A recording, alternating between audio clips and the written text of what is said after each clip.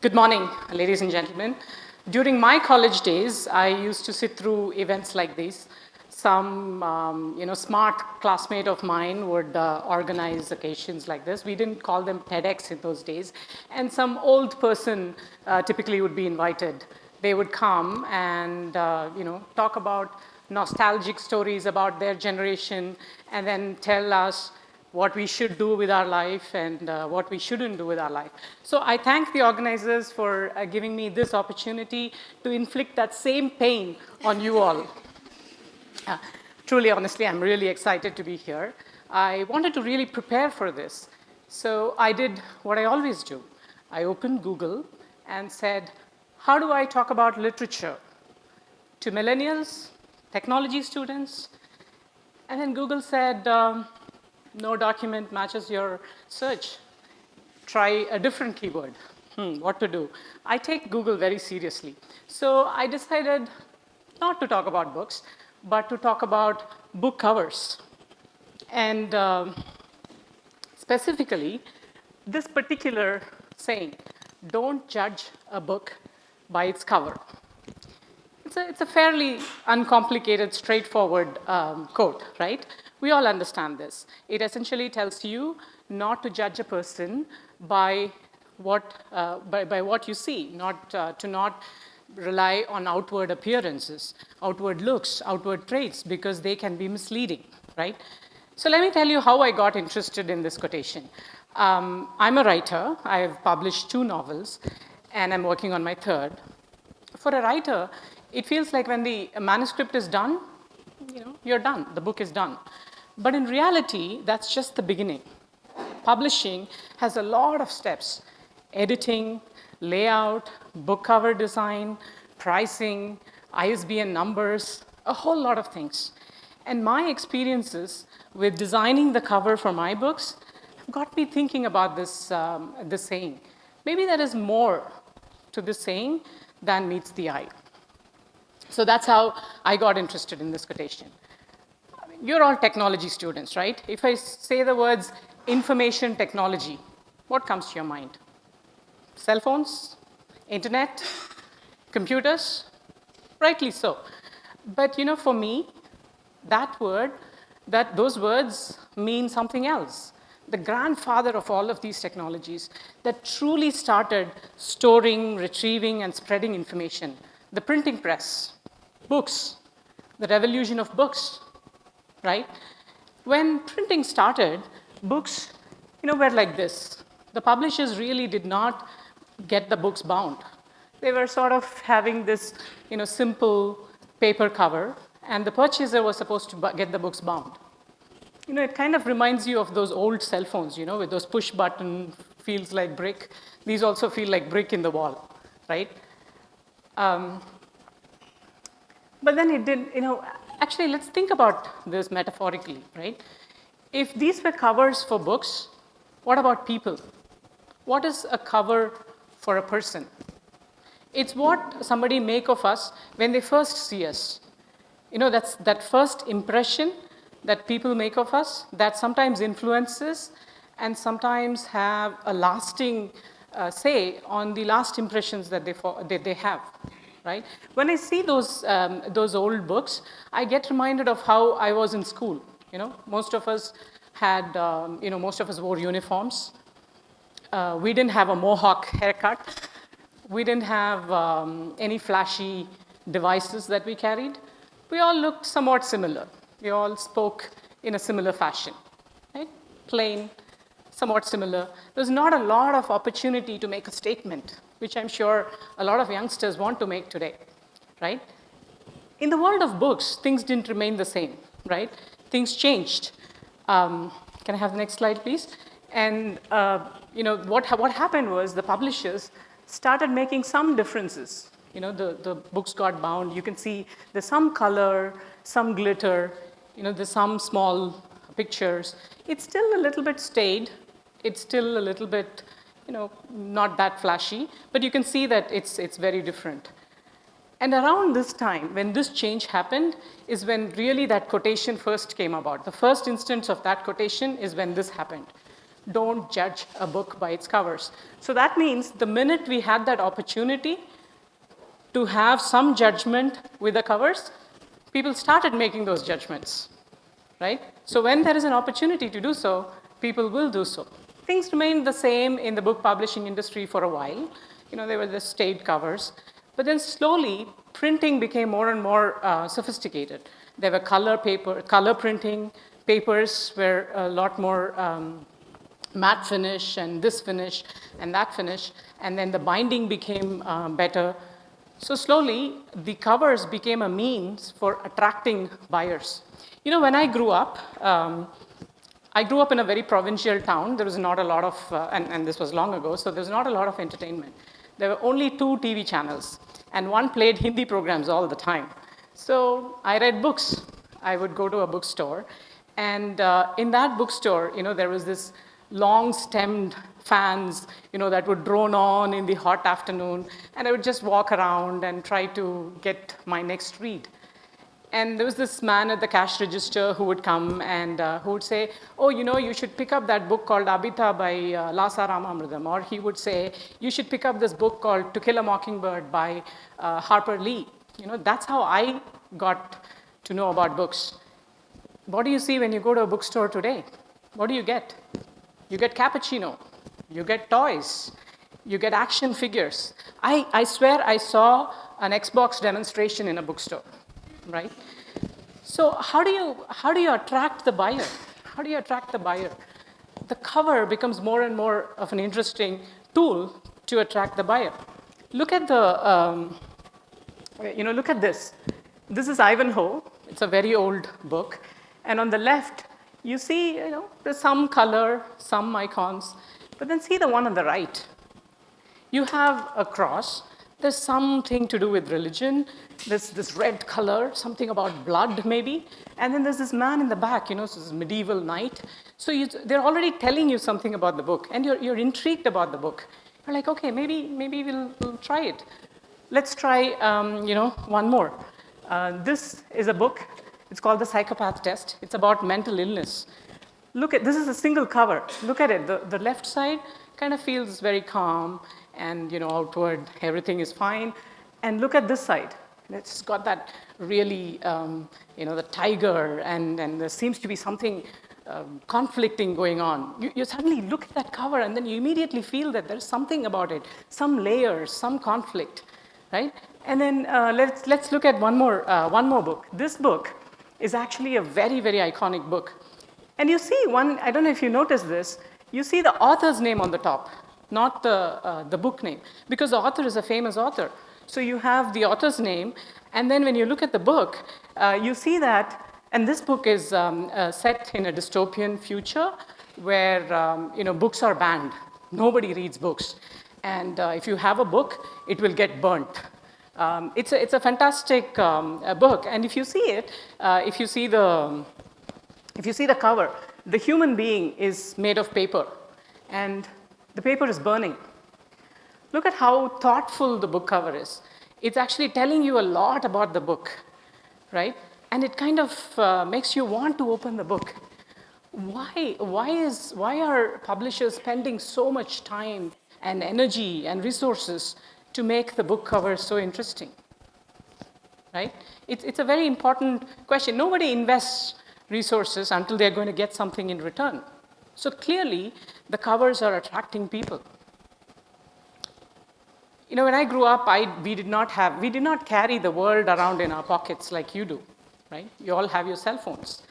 Just right from the beginning of this speech, I can bet you all have about 20 WhatsApp messages that are really funny waiting for you to be read, yeah? Well, actually, maybe that's not accurate. Some of you are already reading it as I'm speaking, right? How do I get your attention? How do I capture your attention? Somebody recently coined this term called attention economy. It's all about capturing your attention. This is why, when your teachers say your title of your paper has to be attractive. This is why if you go to BuzzFeed, the titles of the articles are really provocative. They put a provocative image, right? Everything is about capturing your attention. Think about it, and it's the same in the world of books as well. I mean, there is this Russian novel. I'm sure you've all heard of Tolstoy. The book is about 800 pages.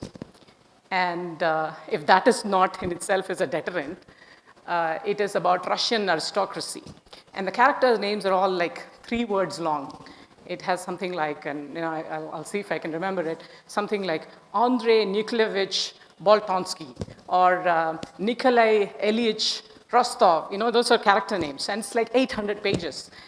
I mean, sad, we shouldn't have to actually make you read the book by having a really attractive cover, but maybe if you saw the cover on the right side, maybe you'll pick it up. So look, it's a beautiful cover, right? Peace is all bloodied, and war is like all bright and red.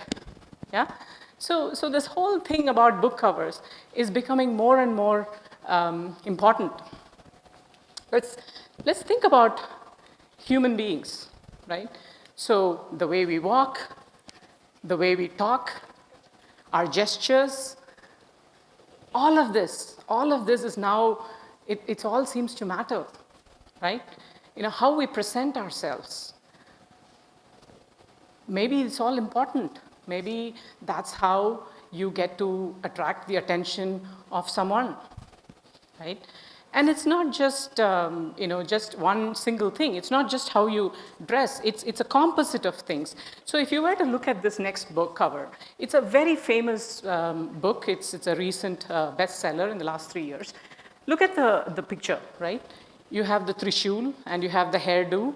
It's clearly Shiva, but he's turned away from you. So it's very intriguing. But it's not just the image, right? You see the title, and then there's this summary about the book. And then there is also all of these things about what somebody said about the book, how many books were sold. There's a lot of information about there. So the cover is actually exploiting whatever they can put there to attract your attention. This cover oddly reminds me of LinkedIn. You put a photograph, you put a summary, you put endorsements. So maybe we are actually getting into this mode of making sure the cover works for us. Making sure we present a particular image through our online, what's the equivalent of a book cover online. And it's not just online, offline as well. I mean, judging a book cannot be that hard. I mean, you go, you open the book, you read a page, and then you maybe take a random page and you read it. And okay, it resonates with me, I will read the book. Probably will take you 1 minute. But many people say it takes about 15 seconds. In 15 seconds, people make a decision about the book. I mean, if that's the case with books, what about people? To really get to know a person, you need to understand their values. You need to understand their beliefs. You need to really understand them. And it probably takes a lifetime sometimes, right? But yet, what do? Hiring managers apparently make the decision within 15 minutes. And veteran interviewers take even less time. I mean, we talk about love at first sight, right? How do we make these decisions then? We look at somebody, we have some archetype or some stereotype in our head, and we do some spot checks. We say, yeah, it fits with my views, and I will move on with my impression. Very few of us update our impressions about people after we get to know them. Half the time we are just making sure what we already thought is the same as what we are seeing now. That's how we are. So maybe the cover, the outward appearance, is important. Sad, but maybe it is important. I mean, can you say, I don't care about those people who make that snap judgment. I only care about those people who will spend time with me, who will spend their energy with me, and then make up their decision, right? You could take that stance. It's a principled stance. I mean, I like to think that I would rather have my book read by 10 people who truly resonate with it than have it sold 1,000 copies and nobody buys. Yeah, it's a great stance to have. But, it can be very exhausting. It can be frustrating.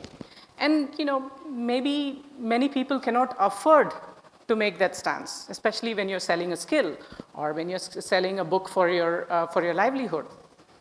So let's assume, a book cover is an important thing in your life, and the image that you project is important. So what is a good book cover? What is a good image? One very mercenary way of looking at it is anything that you can sell is a good book cover. But I don't think that's correct. Because in this day of all these connections and people having, I'm sure half of you are tweeting as we speak, right? So in this day and age, if the book cover is not authentic reflection of the book, it cannot last long. It will not endure the test of time. So the first thing is, while yes, the book cover should be catchy, it should talk about the book, it should truly reflect the book. The main thing is what I said, it should truly reflect the book. So take, for example, this next, these two book covers. These two are very famous books, right? Look at the one on the left. You clearly feel that, yeah, Twilight, I'm sure everybody knows about it because there were movies based on the book, right? So it's about vampires and something dark, and you can see that. And then the one on the right is this breezy, funny, PG Wodehouse, right? It's very funny. And both are really great book covers. But if I had flipped it, as a buyer or as a consumer, as a reader, you have picked up this book cover based on certain impressions, and then you open the book and it's something else. You feel cheated. Look, I could have worn a clown's costume today, and I could have danced, walked in all dancing for rock music. But you would have been doubly bored listening to this speech after that, right? Because it doesn't truly, that opening doesn't match what I'm talking about. It doesn't reflect, the content of the speech. It doesn't reflect truly who I am. Well, I cannot dance, but that's a different story. So in general, what I'm trying to say is that it's not just enough that it is a good cover, it should also truly reflect you. It should be authentic to you. So in short, feel free to get a funky haircut, get some tattoos, I don't know, pierce your ears, men. Of course, don't tell your parents that I said all this, but the point is that do all this knowing full well that you will be projecting an image. And knowing full well that image will evoke a response. And there will be some significance attached to that image and that response. And knowing full well that image will only get you so far. And if it doesn't truly reflect your personality, your spirit, your soul, it will not go anywhere. Right? So to conclude, don't judge a book by its covers, but be prepared for a world that's constantly doing that. And when you design the cover of your life, make sure it reflects the true you.